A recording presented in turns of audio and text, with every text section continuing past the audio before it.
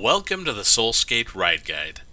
This video will teach you how to ride the SoulSkate step by step. While riding the SoulSkate may seem intimidating at first, if you practice the steps outlined in this video, you'll be amazed at how fun and easy riding the SoulSkate can be.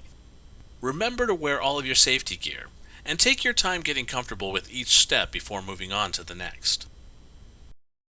Step 1. Getting familiar with your SoulSkate.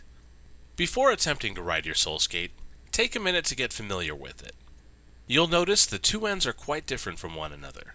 The end with two wheels is the front, and the other end, which has one centered wheel, is the rear of the SoulSkate. The raised black button in the middle of the deck is a roll restrictor. This roll restrictor button prevents the SoulSkate from rolling too far away from the rider and is engaged anytime a foot is removed and no longer pressing the button. The raised platform above the rear wheel is a footrest and is where to put the foot you push off with. Step 2. Foot placement. Set your SoulSkate on a smooth, flat, or slightly downhill surface free of rocks or debris. Like a skateboard, the SoulSkate can be propelled by standing on the deck with either foot and pushing off with the other. If you're unsure which foot to push off with, try both and stick with whichever feels more comfortable. Keeping one foot on the ground for stability, place and adjust your other foot on the deck.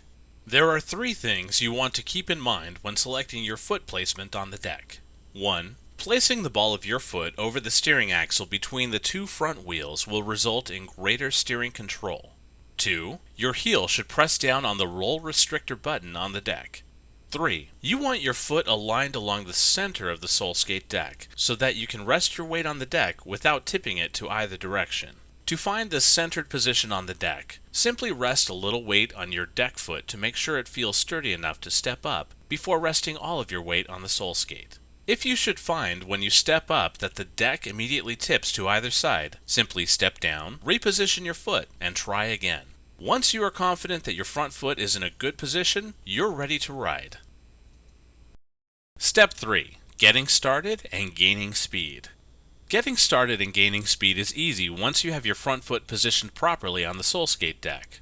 To start rolling, simply use your other foot, the foot that's on the ground for stability, to push off. To gain additional speed, just pedal with your back foot as you would on a skateboard. When not pedaling with your back foot, you can rest it on the rear footrest. Step 4. Carving.